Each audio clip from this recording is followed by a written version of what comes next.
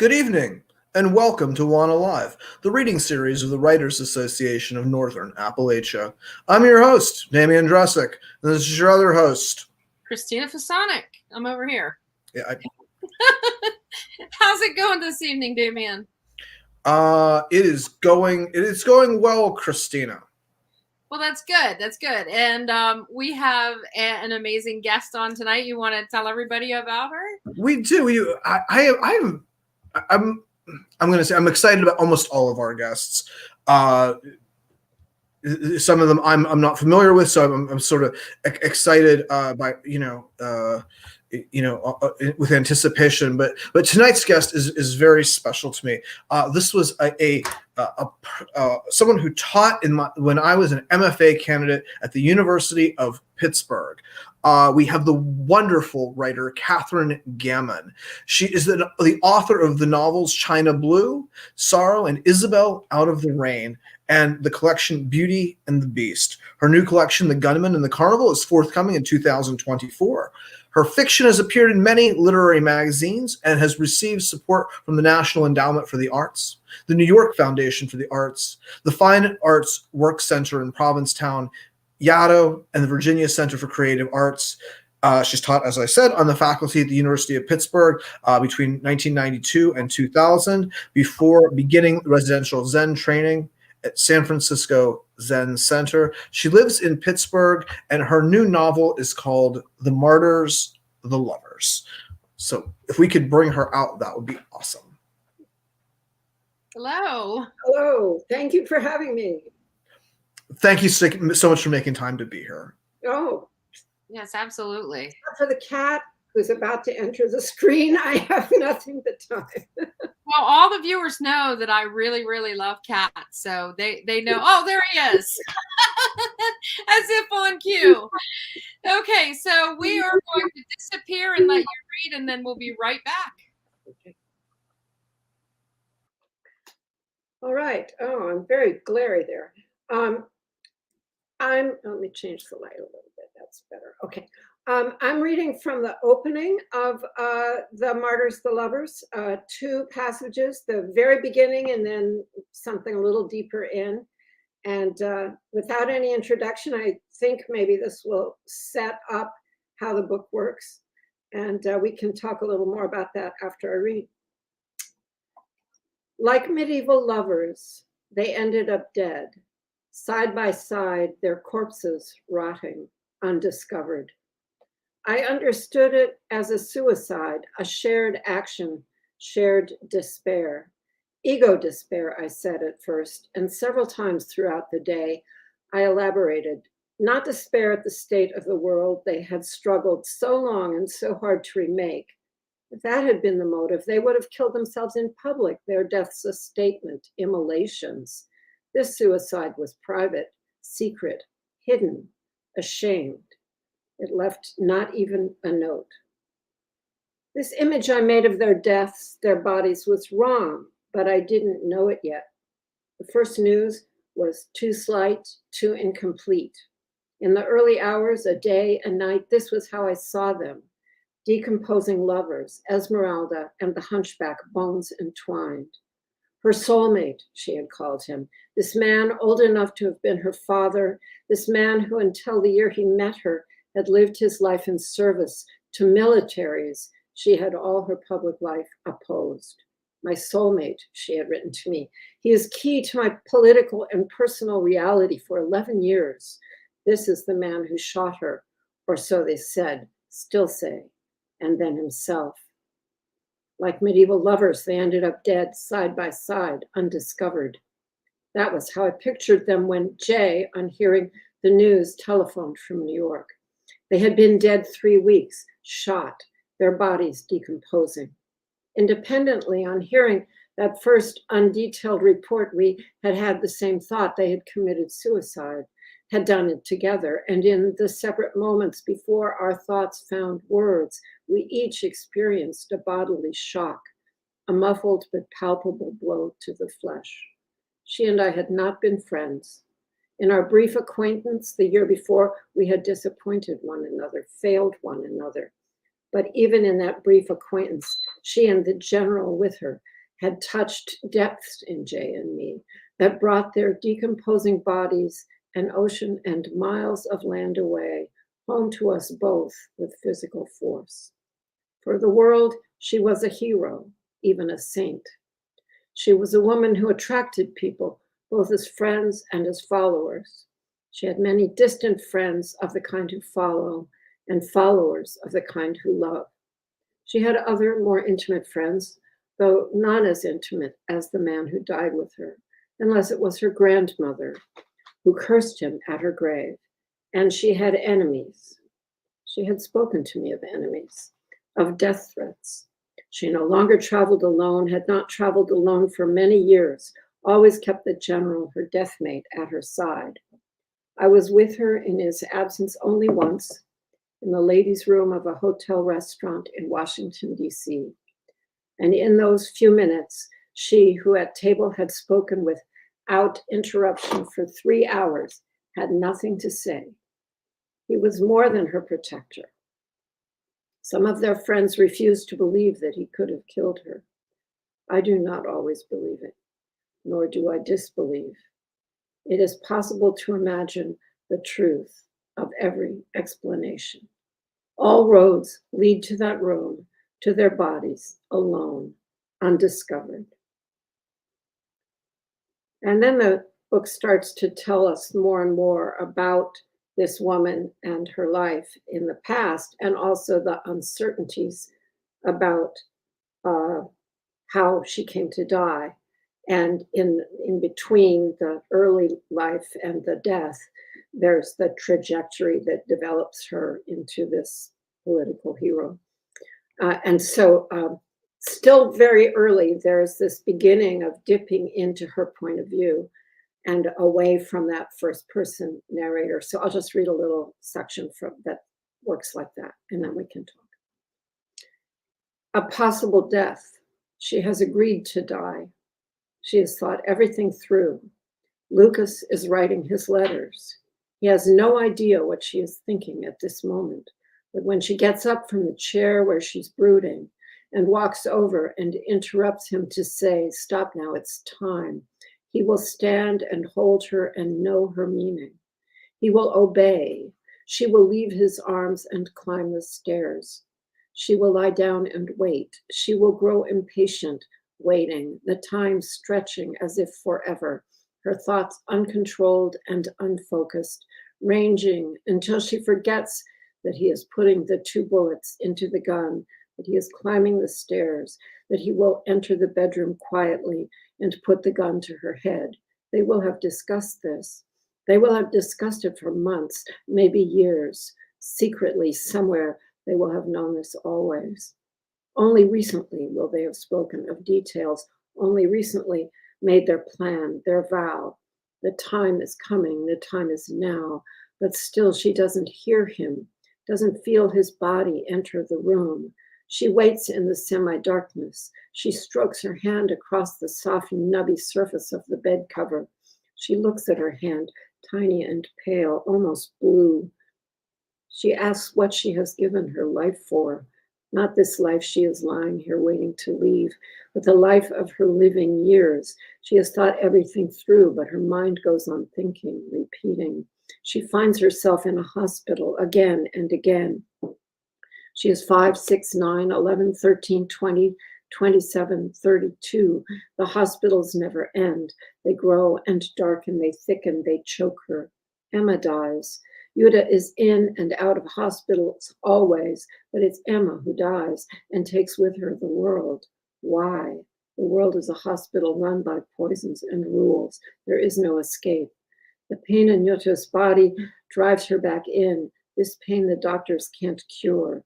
She fights it with every weapon she knows, but light fades, the world grows darker, her vision dims. The circles under her eyes deepen. Outside, it is night. Where is Lucas? He should be here with the gun. Has he not heard me? Not understood? We have agreed to this. We have already agreed. We offer no explanations. We die from love and grief. Any single explanation will erase all others. The world is its own explanation, the far and the near. Every detail contributes. Let everyone know this guilt. Let no one off. No one is innocent. Everybody knew. Thank you. My cat is making a ruckus over there again. That's happening here too. I absolutely love that from beginning to end. And the thing that kept me spellbound was the story, of course, but the way that the narrator is both above and up close at the same time. That is so brilliant, wonderful. I mean, so we're seeing it, but we are the narrator. I mean, it's just all of it at the same time. That fantastic, wonderful. Thank you. Damien, you've read a little of it. Is there anything that comes to mind? Well, actually, what I wanted to reference wasn't so much this, but I can remember, I want to say it was 1994, on the 5th floor of the Cathedral of Learning. I watched you read the opening of Isabel Out of the Rain. And I was so impressed with the dazzling lyricism of that book. And I feel like almost as if there's that sort of prose being told in poetry is definitely very much at work here in a wonderful and enthralling way. So I love the kind of linguistic choices you're making and the rhythm. I think you're really taking hold of the reader in this very captivating way. And I love that the narrator, aware of not only their own unreliability, but the unreliability of reality in general. Yes, I picked up on that too. Yeah, so maybe it would be helpful to say that this novel is based on an actual figure, Petra Kelly, and her romantic and political partner, former General Derek Bastian. And she was a founder of the West German Green Party back in the 70s and 80s. And so, he joined her. They were both anti-nuclear activists, and that's where they met. He had retired from his position in the army, and they met. And then she led the Green Party into the German parliament in the early 80s. So they were like, you never hear about them anymore. Like people go, who? But at the time, she was very well known. And because she grew up in America, part of her, throughout the 60s, she lived in the United States. She had an American stepfather. So a whole bunch of her story overlaps with the period of time that I was growing up, in the later 60s, the later 50s and early 60s. She was here, and here through 68. And she and I are pretty much the same age. So that was part of the investigation into her, is as a fictional character, is bringing that time to life. That time was so vivid, especially if you're a teenager and a college student during that time. And then she went on to become this political figure of great effect. She had great effects. And there's a whole story that I won't go into about how I came to actually be in that hotel with her in Washington as the narrator. But that narrator disappears and completely submerges into the story, a fictional version of these real figures, and quickly goes into fiction and establishes and reiterates the necessity of using fiction to access what can't be accessed in reality, in truth. And then, I don't want to say, but maybe it's hinted at in what I read, that as all the work the narrator does, she's never going to tell you what really happened, because she can't find out either. So all she can do is imagine. So there's lots of imagining over and over and over, that, as you both pointed out, it takes you right into it. The narrator disappears completely till the very, very end. Anyway, that's it. That's such a cool technique, and I love that too, because it, you know, pulls everybody in the story, and suddenly we're the character, we're her, we're there, and that immediacy is very evocative and provocative. So, and I hope it maintains like the elements of her life. There's so many different strands, and each of them is meant to like be important in its own moment, you know, and the how did she die in the end becomes a question you can't answer, but there are these vivid characteristics of her life that I hope are satisfying to read. No, I think it kind of gets in an important way to like the nature of reality, like what actually is there something really going on, one solitary thread that we can say this is what happened, and no, maybe and it's like, oh wait.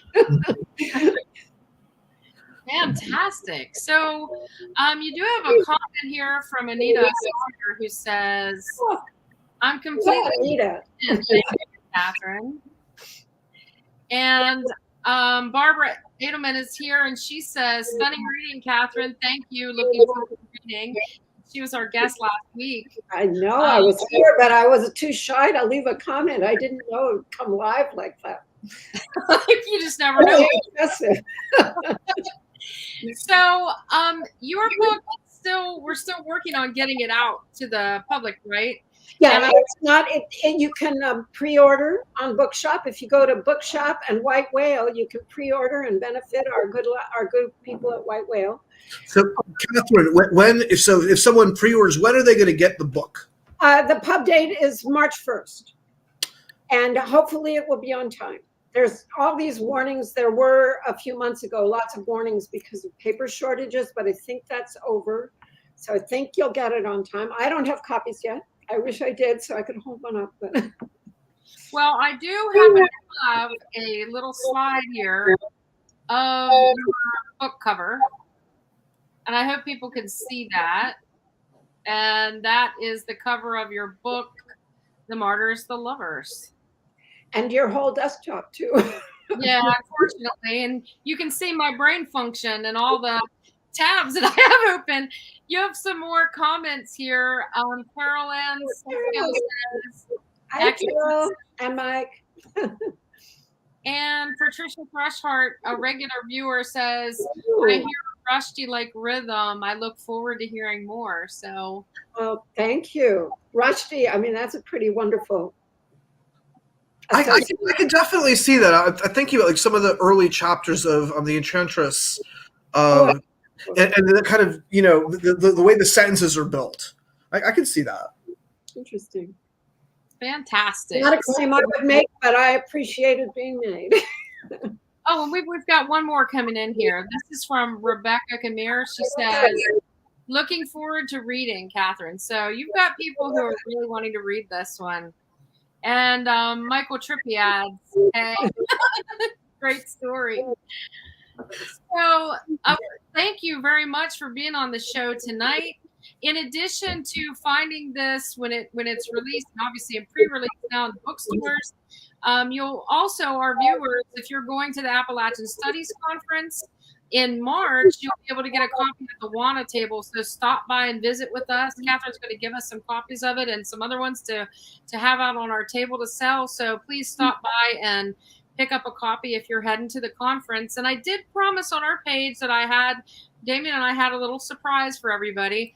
And we wanted to let you know that we will be broadcasting WANA live from the Appalachian Studies Association conference next month.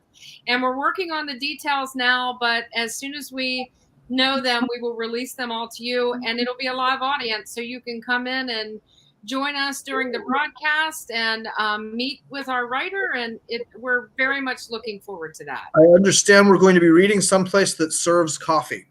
Absolutely. And everyone watching knows if you've ever been to Athens that you can't go wrong with Donkey Coffee. So they've been kind enough to lend us their stage and the space for our association to have a little meeting and a get together and meet a new writer and all the things that we do as the Writers Association. So we're looking forward to it.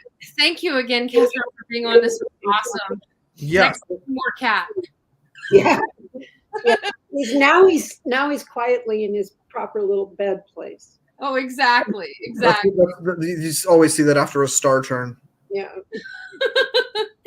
All right. Well, thanks So everybody. tune in next week. We have a new writer. Yes. Yes. Okay. So thank you everybody for tuning in. Thank you so much, Catherine, for sharing the new work. Folks got it here first. That's right. That's true. That's true. All right. See everybody next week.